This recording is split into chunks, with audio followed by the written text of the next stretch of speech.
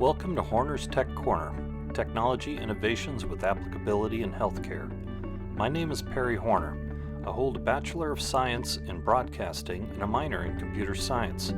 I also have a Master's in Business Administration with an emphasis in Technology Management. For decades, I have worked in the IT industry and am continuously amazed with the innovations and ingenuity of new technologies.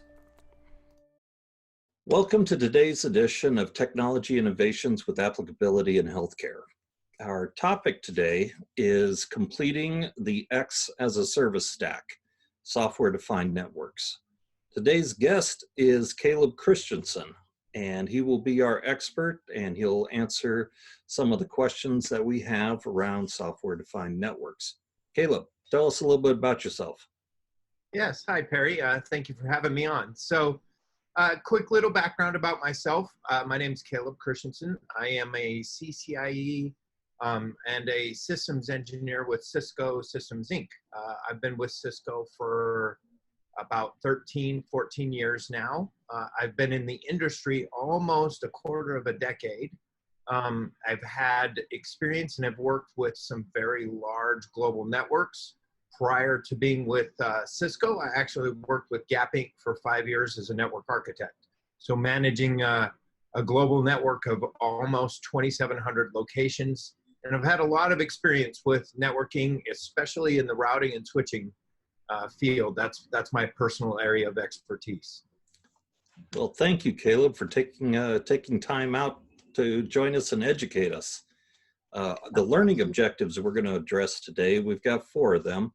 And let me look off the list here. The first, we're going to start off with history, go a little bit into the history of how SD-WAN came about, the models of network design being used today, then what are the benefits and compromises with software-defined networks, and finally, we're going to just crystal ball it a little bit and look at what trends are taking place and what to look for in the future, according to our expert and myself and some others in the industry.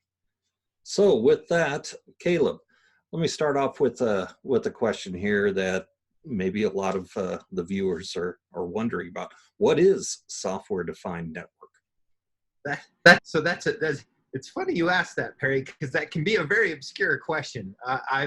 You could ask 100 people and you'd probably get close to 100 different answers as to what software-defined networking is. If you go out and Google it, you'll get a variety of different perspectives of software-defined networking. A lot of times those perspectives are based around various organizations' goals and drivers around software-defined networking. But in my opinion, and in what I have seen as a network engineer and what I've worked with a lot of my customers, is it's really just about the network being able to adapt to the way that our applications and our users require. And when I say adapt, I'm talking about being able to do so not necessarily with manual intervention. Because we've been able to adapt the network to the requirements of users and applications for years, but a lot of times it requires a guy like me or a network operator to go in and make the changes that are necessary if somebody needs more bandwidth, or if we're bringing a new site online or a new application online, if we have new security needs or a new security requirement that comes out. Those kinds of things we've been able to do for a very long time. And software-defined networking really set out with the goal to making those changes, as well as monitoring the way that those changes affect the network in an automated fashion. You hear a lot about artificial intelligence and machine learning. Those are concepts that software-defined networking is employing to be able to make these on-the-fly changes to the network in an automated type of a fashion. So I realize that's a kind of an obscure answer, but there's still a lot of angles to software-defined networking. Okay, so I hear the term software. So does that mean that, okay, let's say in a traditional sense, we've got a piece of hardware that is listening on various ports, and through software, you are able to manipulate those transmissions taking place across those ports? Absolutely, absolutely. So nowadays, the network equipment has the capability of basically listening to the applications. So not just when somebody logs into a switch or a router and makes changes, but they actually have the ability to listen to the requirements from an application and or software, and then make changes to the way the network behaves based on those requirements from an application. And really, that's something that we can't do as humans, because there's too much, the information flows too quickly. So we can't make those changes on the fly as humans, as well as software and these applications can do so themselves. So if we allow that integration of the software to the way the networks work, that's really what software-defined networking really is. Okay, well, let's take a step back here, because let's go back in time. Because a software-defined network was a solution to a problem. So help us understand the evolution of some of the early days in networking and how that evolved to where SD-WAN now is a next step. Yeah, absolutely. So if we were to step back a little bit and look at the way that networks worked even 5 or 6 years ago, there were aspects of the way that a network would function that really were kind of the beginnings of software-defined networking. A voice call, for example, is a very good illustration of some of the early iterations of software-defined networking, because we tried to integrate the phones and the voice application into the network so that they could basically tell the network ahead of time, hey, I'm gonna make a phone call. I need X amount of bandwidth reserved for me so that I can have a high quality phone call over the network. That was actually an early form of software-defined networking. Now it has evolved over time. Now it's not just voice calls making reservations of bandwidth. Now it's applications that are maybe doing data backups. When you speak to SD-WAN, the whole idea around software-defined WAN, or wide area networking, is the ability for us to now take that concept and apply it to all of the different ways that we can interconnect remote offices. So what is a WAN? A WAN is just a wide area network. It connects multiple remote offices. And we used to be tied to very legacy technologies like MPLS, T1s, and so forth. And what software-defined WAN does is it says, listen, I've got all these options available to me. I'm gonna sit and look at how healthy and how well each of those options are performing. And then I am gonna choose, before I send traffic over the WAN, which of those options available to me, whether it be MPLS, internet, cellular, whatever. I'm gonna choose which one is the best performing, the best path to send my traffic on. Now, that's all well and good, but what if we have traffic that we don't care that much about? Like it's somebody watching Netflix, for example. And if they're doing that on business hours, okay, we're going to allow that, but we don't necessarily care that application is performing well. We don't need them to have an HD picture as they're watching their show on Netflix. So we can define through software that certain applications basically become lower priority. In other words, we'll send that traffic across the links that aren't as healthy. And we're going to preserve the healthier links, or the healthier paths, for the high priority traffic. Things that do matter to the business, like phone calls, like video calls, and so forth. Does that make sense? Yes. So with with the software-defined networking in a traditional model, then all of your equipment had to share a common routing protocol. And does a software-defined network allow, we'll say, like a mixed mode? Of the routing protocols with the older routing protocols with the new software-defined way of doing things? Is that kind of what you're asking? Yes. Yeah. So they do, because in reality, routing protocols themselves have not gone away. Any organization that I talk to, I don't go in and hear them talking about, hey, we're getting rid of BGP, we're getting rid of EIGRP, we're getting rid of OSPF. That's not happening, because those protocols existed for a reason. It allowed devices in the network basically to share information with each other as to what networks are available, what networks have gone offline. That information and the requirement for that information hasn't changed. Where those protocols have really fallen behind is their inability to adapt to the applications themselves. So they can talk about and they can care about, I can get from point A to point B, but they're not so concerned about what types of applications are trying to get from point A to point B. I like to use the illustration of maps and driving around the city. We always have the option of pulling out a good old-fashioned Rand McNally map. You remember those maps? Yes. Right? I mean, those maps are still fine. They can help us get from my house. They can help me get from my house to the office. But what they don't do is they don't tell me as I'm driving along the way, they don't tell me that there's an accident somewhere in between me and the office. They don't tell me that there's road construction somewhere between me and the office.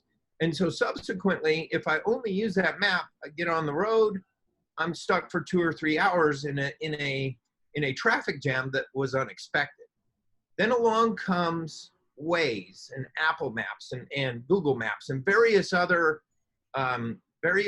mapping applications that literally adapt on the fly while I'm on the road to the conditions ahead of me. And the same can be said of these software-defined WAN technologies.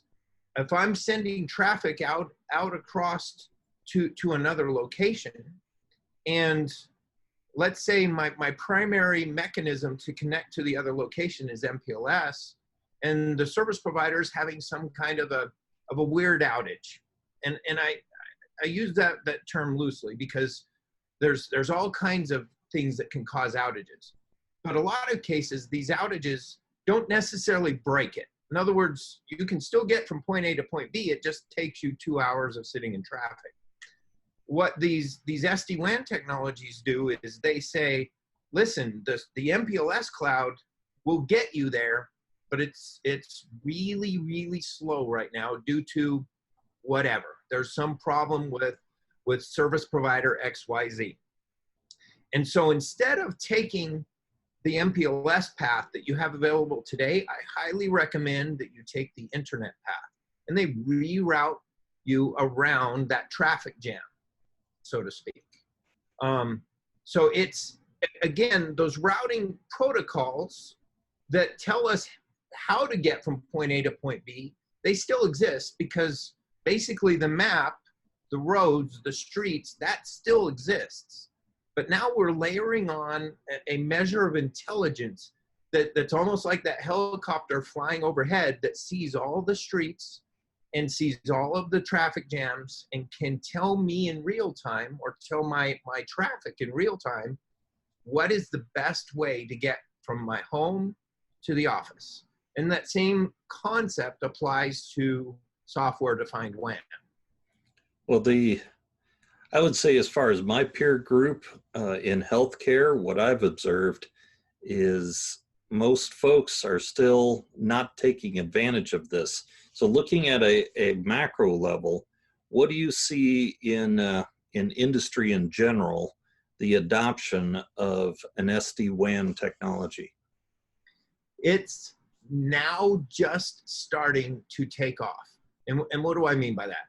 What I mean is the industry, both in healthcare as well as a lot of the industries I work with, are just starting to realize that there's a better way, right? So up to date, a lot of this has to do with us as network engineers. We're so used to the fact that we can rely on our trusty maps. We can rely on the trusty routing protocols to ensure that we can get from point A to point B. And now we start to read, you know, in various networking blogs and news articles and through our peers, we start to hear about the fact that there is a better way.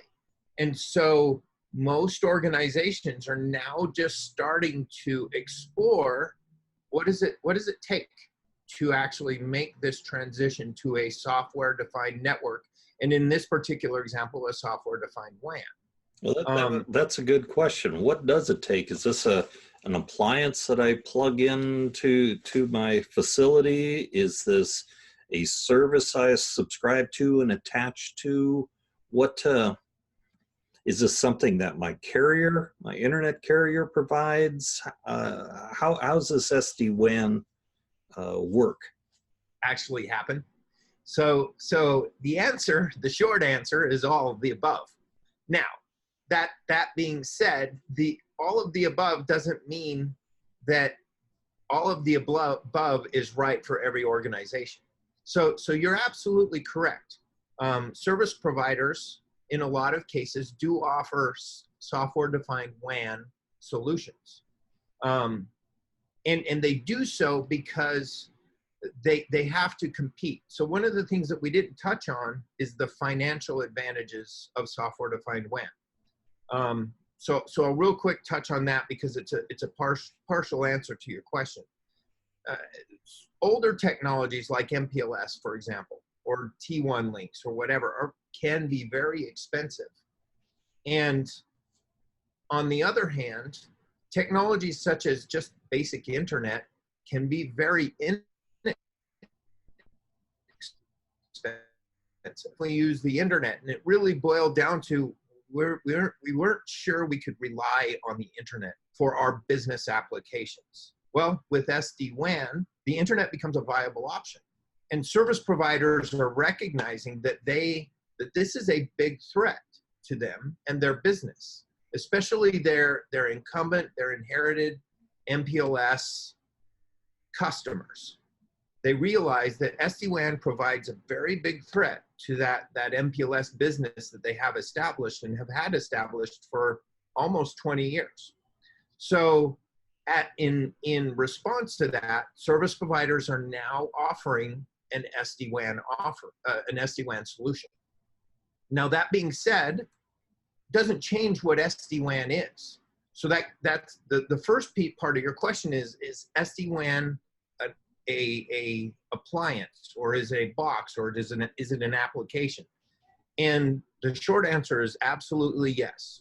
No matter which provider you go with, whether it be Cisco, whether it would be Silver Peak, whether it be VeloCloud, any of these major SD-WAN providers out there, in order to achieve SD-WAN, it's a lot like a router. In fact, it's an evolution of routing protocol, which means that you need a device at both sides. And so when a service provider is saying, hey, we will provide you SD-WAN services, they're still putting that same device that provides these SD-WAN services at all of your locations. The only difference is they're managing it for you. So they may say that this is completely hands-off to you. It's nothing that you have to see. But the truth is, when you peel back the curtains, they've got this box or they've got this appliance that they're just managing for you to provide these SD-WAN services. So if I understand this right, going back in the days where we had, VPN routers at the top of the stack, is this kind of similar? You have something that changes the protocol or initiates or connects between whatever is the SD-WAN controller somewhere out there on the internet and your other devices? Yep, absolutely. That in itself has not changed, because the reality is for SD-WAN to work, you need intelligence at both sides. So if I've got a location in Florida, for example, and I'm sitting in Salt Lake City, I need a box in Florida, and I need a box here where I'm at in Salt Lake City, and I'm going to present to those boxes various connections, whether they be internet. I can still choose MPLS if I want, cellular, or even if we really wanted to go old school, things like T1, ISDN, or whatever. Now I'm going to present those options as basically, if we go back to my analogy of the streets, as freeways or travel options to get from Salt Lake City to Florida. Maybe it'd be better to use like trains, planes, and automobiles as a good throwback to an old movie, right? I've got 3 different options to get from Salt Lake City to Florida, and the box that I put in Salt Lake and the box that I put in Florida is the device that makes the choice that says, hey, I've got an executive that needs to get to Florida fast, or I've got an application that needs to get there quickly. I'm going to put it on an airplane. And maybe that airplane will get it there quickly, but it's more expensive to use that method of transportation. For the majority of the individuals or the applications that are traveling from here to Florida, we're going to put them on trains and automobiles, because they'll get there, and we can somewhat predict how quickly and how well those applications will perform between here and Florida. So yes, in short, there is a box that does have to go at both locations, or at every location. If you've got 2 locations or 2,000, you're going to have a device that sits at every single one of them that speaks this software-defined WAN language. So does this box replace the core routers at all locations? Well, I wouldn't say core routers, because a core router kind of implies it could sit inside of a campus, but it can absolutely replace the edge router, the router that actually sits at the edge of those locations. And in my experience, we're seeing that happen. Now with Cisco, it's integrated into the edge routers that Cisco has been building for years. With other companies, they build a form of a router that basically just takes over that routing functionality for the WAN. Huh. Interesting. So let's what's been popping in my mind at the moment has to do with a lot of transformation. We've gone mobile, especially in healthcare. We're wireless up the wazoo now.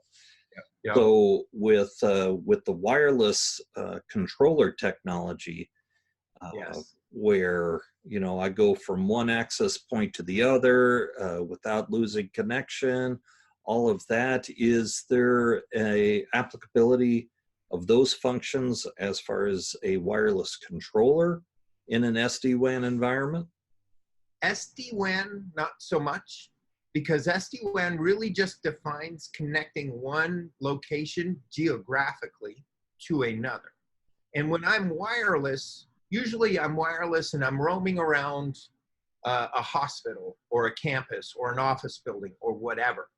So I don't usually get in my car and maintain that same wireless connection as I drive from one building to another. Now, that being said, the future will actually tie what happens inside of a campus, inside of the office or the hospital or whatever, to the SD-WAN, and it will basically allow me to preserve not only my session, but my credentials, the security of who I am, no matter where I'm located.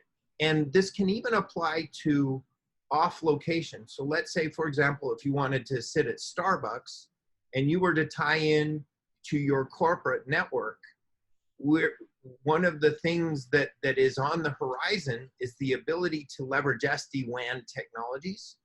So it almost replaces a traditional VPN. In other words, you would tie into your corporate WAN network almost like you're another site. You're a remote office as opposed to a remote user. And the advantages of that is that now your applications can be treated with SD-WAN type of behaviors, as opposed to a traditional VPN, which just basically you tie up a session to your data center and that's it. Everything goes to the data center, and if you have to go to a different data center in your organization, you have to go through that first data center you're connected to and then use the internal communications of your corporate network. If we bring SD-WAN to the laptop, to the mobile device, now I could go straight to Florida instead of having to go through Salt Lake first. Does that make sense? All right, you kind of touched a little bit on the advantages and you know, some of the compromises with this technology. Me as a CIO, I really have to pay attention to the bottom line. So brass tacks wise, with SD-WAN technology, is this something that's budget neutral for me, or is there an advantage or higher cost? What am I trading off here? Yeah, so let's just talk pure money. If you were to ask me that question 3 years ago, I would say 99% to 100% of the time an SD-WAN solution would save you money. Now, remember I mentioned that this is a genuine threat to service provider business. And so a trend that I have seen over the last few years is service providers acknowledging that threat, and they're actually lowering the cost of their traditional WAN circuits so that the financial benefit of SD-WAN isn't as pronounced as it used to be. I actually have noticed that. You're right. Yep. It's all, we go back to about supply and demand, and honestly, these service providers recognize that they need to lower and become competitive with this new technology that has entered the market, and especially with how prominent and how hard hitting that technology is hit. Because if you go back and you Google SD-WAN 5 years ago, you would have had no hits. You go Google it now, and there are 24 vendors that have SD-WAN solutions. Now, are those 24 vendors going to stick around forever? I don't think so. I think the market will level off. We'll have 3 or 4 major solutions in the marketplace. But no matter what, it has disrupted the WAN industry considerably. So service providers are responding to that. They are lowering the costs of their WAN circuits.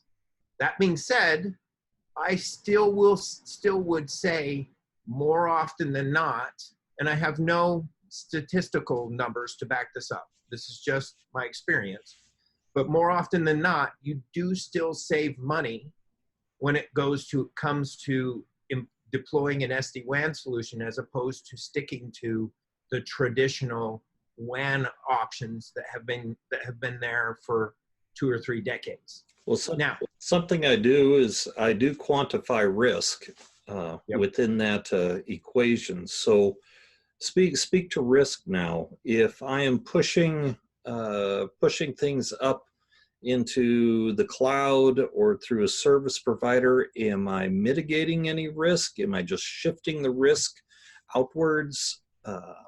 Or is there an advantage? Am I reducing my risk?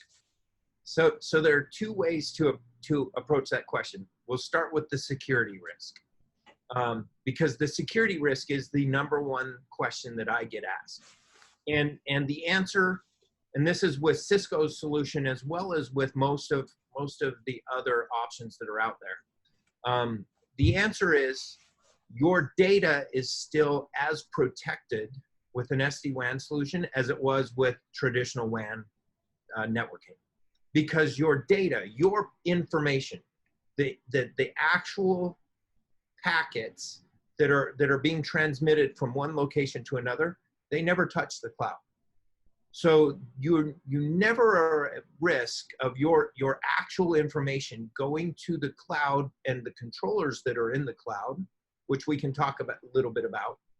That information never goes to the controllers. That always just goes from location 1 to location 2. It's basically where it's starting to where its destination is. So from a security perspective, the risk is identical as legacy WAN circuits have been for 15, 20, 30 years. Now, the other risk, which isn't a security risk, it's more of a reliability risk, is actually, it actually goes down from my point of view. And here's the reason I say so. When you're tied into one service provider and they are giving you your entire WAN network, and I've personally experienced this, if they have an outage, or if they have, if somebody is making a change to your network on their side, like you're bringing up a new site, for example, there's always the risk of human error. There's always the risk of some kind of an outage on their part. And that's out of your hands. That's out of our hands, because that's all, basically we've passed that information on to them, and we're trusting that they'll send that traffic from point A to point B. And I have seen global outages by almost every major service provider in my 20 years of being in the industry. It's rare, but it does happen. When you employ an SD-WAN solution, you're taking control over the way you utilize the WAN. So one of the things that we didn't talk about too much is that for SD-WAN to work, you have to have 2 roads or 2 means of transportation, whether it be car and airplane or whatever. And when you take that control and you have 2 paths, you will always know if there's a problem with one, you can take the other. So Caleb, in Yes. healthcare, it's pretty common where we have 2 different service providers, 2 carriers, Yep. going to Yep. each facility, and you fail over to one or the other, and Yep. some kind of join the both together and take the path of least resistance. Yep. Is SD-WAN applicable in a dual carrier environment? Absolutely, because this is one of the problems with the legacy protocols, the legacy routing protocols, is just because you've got 2 circuits and one of them might be active, the other standby, or let's say you have good engineers who have designed it so that they're both active and active. In other words, they're both being utilized at the same time. The only way to accomplish that is by basically splitting traffic. You split traffic and send half down one and half down the other, and you arbitrarily set that policy ahead of time. In other words, I, as a network engineer, I'm going to say, traffics A through L will always take circuit 1, M through Z will always take circuit 2, and each one will use the other as a backup. With SD-WAN, you don't have to predefine that policy. I don't have to say A through L is circuit 1, M through Z is circuit 2. I can just say, I've got circuit 1 and circuit 2 available. A through Z, utilize what's best. And it does so literally on the fly at the moment. So it takes me as a network operator out of the equation as being the potential, weak link in that chain, so to speak. Again, going back to machine learning and artificial intelligence to leverage the computer, the machine, to determine which path is best, literally on microsecond by microsecond basis. So absolutely, you can take advantage of this. And the other thing is, now you could add 3, 4, 5 circuits into the mix. And when I say that, it seems overkill. Who would ever use 3? But the reality is cellular is an up and coming option for connectivity, for data connectivity. And if I throw cellular into the mix, that's my 3rd option already. So it's not too far-fetched to think that I can now give myself 3 or 4 paths between my sites and let SD-WAN make the decision as to which one is the best path to make. Wow, I like that. Let's say I have some very entrenched traditional network engineers in my workforce. What should I expect their criticisms and comments would be if I said, hey, we should start exploring doing an SD-WAN technology for our organization? Yeah. So this is something that I have to fight myself, right? This is if you look at somebody who's been in the industry like myself for over 2 decades, this is a fairly young technology. And so as such, it's us who we have to kind of flip that switch in our brain and think about doing networking differently, because the traditional methods, the traditional routing protocols that have been around for 30 years, they're something that I'm used to. I'm used to it. I can predict it. I can go in and I can say, okay, my connectivity to Florida is not working right now, and I know how to troubleshoot it. I know where to look. When you introduce a new technology such as SD-WAN into the mix, now I have to learn something new. And it's not a bad thing. It's just a growth thing as network engineers. And in all honesty, if we can't grow as network engineers to adapt to these new technologies such as SD-WAN, or if let's get even more crazy and let's talk about software-defined networking in general, which goes beyond just the WAN. If we can't learn to adapt, we are eventually going to age ourselves out as network administrators, network architects, network operators, because this is where technology is going. So another question that I hear often is, why now? And the answer to that is because we can.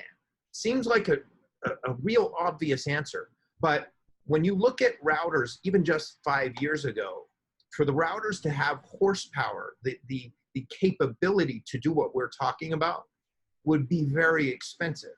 It's like PCs. PCs get cheaper literally on a daily basis. The routing and the computing that goes into routing also has gotten cheaper over the course of the years. So that's, in all honesty, from an economy of scale or scale of economies, that's why it's a feasible option now, and really wasn't 5 years ago or 10 years ago. So I am still now that traditional network engineer, and I've prided myself on chopping up my LAN into a bunch of VLANs. I've got quality of service set for even at the application layer. How does SD-WAN play with that type of an environment? Does it change things? Does it have those capabilities? So we actually need to extract back, because SD-WAN is just one piece of software-defined networking. So we need to extract back to SDN in general, and absolutely. So SD-WAN really just covers the connectivity from one location to another. But there is software-defined networking technologies that apply to the campus, that apply to exactly what you said when it comes to chopping up VLANs. And do I do subnetting? And how do I do my IP addresses and all that kind of thing? That's where software-defined networking takes on a different moniker, but it all falls under the same umbrella. This is now software-defined access. And what do I mean by that? Software-defined access is really just taking those same concepts that we just talked about, but now we're applying them inside of a hospital, inside of a corporate office, inside of a building. so that I can now predetermine how do I want applications to behave, whether I'm on the first floor or the fourth floor, whether I work in HR or I'm the CEO of a company. Software-defined networking now gives me the ability to provide policy and provide assurances to the way that an individuals use traffic, like your traffic, Perry, is treated when it gets put onto the network. Whether you go from Phoenix to Florida or not, whether you're just sending traffic to the data center, a server that's sitting in the data center, we can treat your traffic differently than we do somebody in HR, right? Or somebody in legal. Because in all reality, this is where security becomes a very fundamental part of the conversation. Because it has always been that you could just walk up to the wall, plug into a jack, and if you're not inside of a sophisticated organization, you all of a sudden have the keys to the kingdom. You have access to everything that is on their network. And that is a huge security risk. And that's why I say this is where security becomes a fundamental component of the conversation around SDN. Because now with software-defined networking, somebody can plug into the wall and either they're not granted access, or we force them to identify who they are. Who are you? Are you Perry Horner connecting into the network? And if you are, I'm going to give you the same treatment, whether you're plugged into the wall, whether you're connected wirelessly with your mobile device, or whether you're sitting in a Starbucks connected via VPN. That's all software-defined networking, and that falls more under the software-defined access umbrella. Well, you've kind of touched on a little bit of what's next. You mentioned cellular. Yeah. What else have you seen? Maybe some R&D taking place on? Heard murmurs at some convention. Where is this going next? Are we going to go down another layer in the stack and, I don't know, software-defined switches, or where are things going? Is this all, is the box going to disappear? Am I going to have maybe a box at my house now? Yeah. So interesting you say that. The box itself, maybe for me and you, the small user, it may disappear because it may basically translate into software that is integrated into our mobile devices. Remember, I touched on that a little bit earlier. It could potentially be software on my mobile device that just once I connect to the internet, I'm part of my corporate organization, and if I want to send traffic to my data center applications, that just happens. If I want to send traffic to the internet, that just happens without having to go through the data center. And then that introduces other challenges, like how do we address security in those kinds of situations? We could potentially go on and on for hours about that, but to keep on topic, absolutely, the whole concept around software-defined networking is getting all the way down to the device level. And it's best addressed right now at the switches. The switches will probably never go away because there always will be need for physical connectivity. So what I can say is software-defined switching is here today. Cisco has software-defined switches. Some of our competitors have software-defined switches. So this capability does exist today in the switching. And so where the next step is basically tying all these pieces together. Because we've got a lot of little standalone networking pillars. We have the software-defined WAN. We have the software-defined access layer, which is the switches and the wireless access points. That can also potentially extend into the mobile devices. We haven't really touched on the software-defined data center, which in all actuality, that's kind of where software-defined networking actually started. We saw that really take hold first in the data center because that was the most predictable environment. You didn't have users coming and going, and we weren't sure who those users were. We knew what the servers were. We knew what the applications were. So employing a software-defined network in the data center was easily the first place to vet it out, so to speak. But now that we have all these different pieces, what's coming next is tying them all together so that me as a network operator, me as a network architect, I can define policy for my entire organization.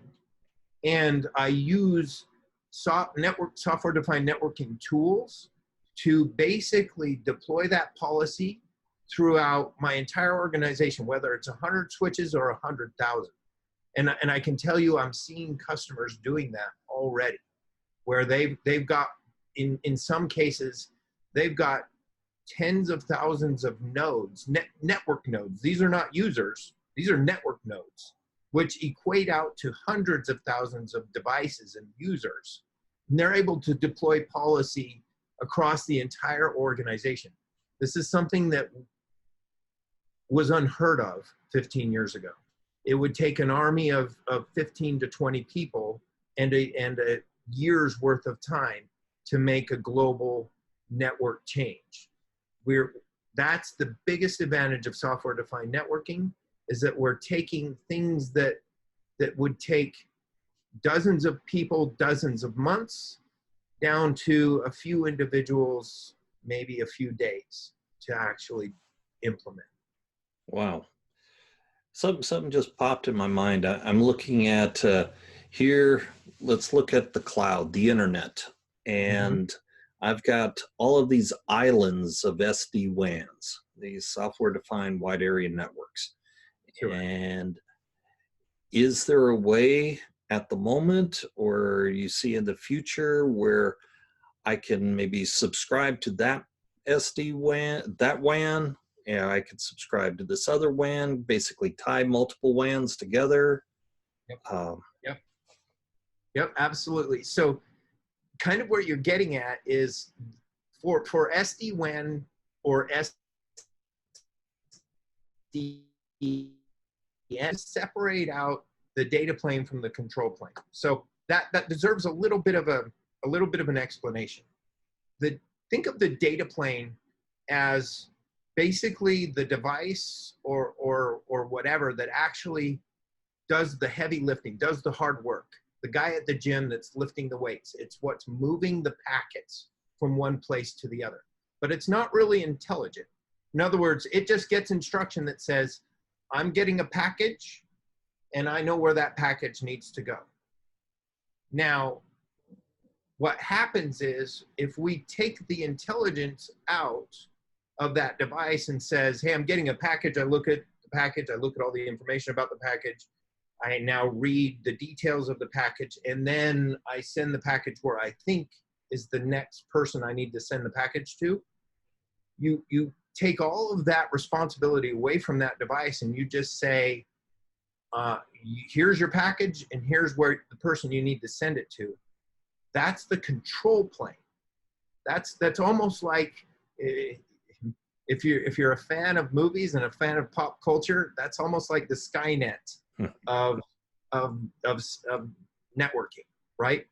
It is the overarching brain that basically knows the entire network, knows all the packages that are out there, knows all the devices that can move packages, and it's the one who tells those devices where to move those packages. You're getting package 1, and you need to send it to Mr. X over here.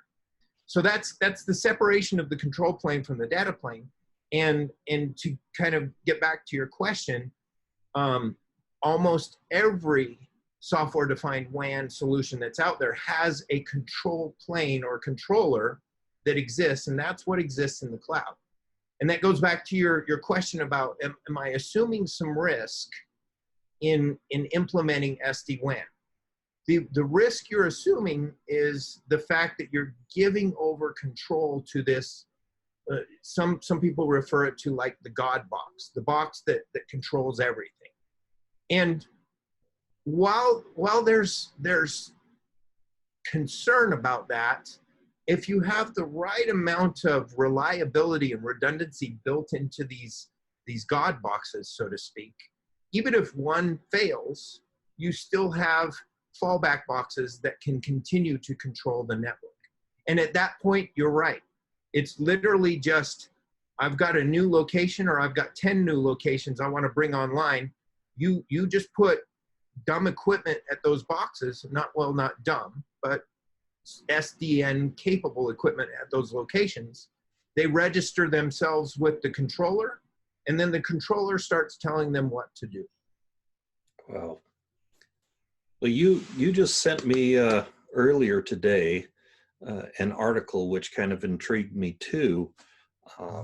This is, I'm looking at this. This is where the future is going, around some artificial intelligence managing this, where you're not just putting in parameters and setting some logic and just hoping that your network behaves correctly there, where there's always anomalies and instances where you didn't think out the logic for.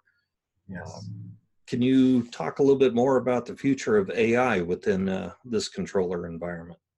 Yes. So we've just talked about this artificial intelligence box that is basically controlling the entire network.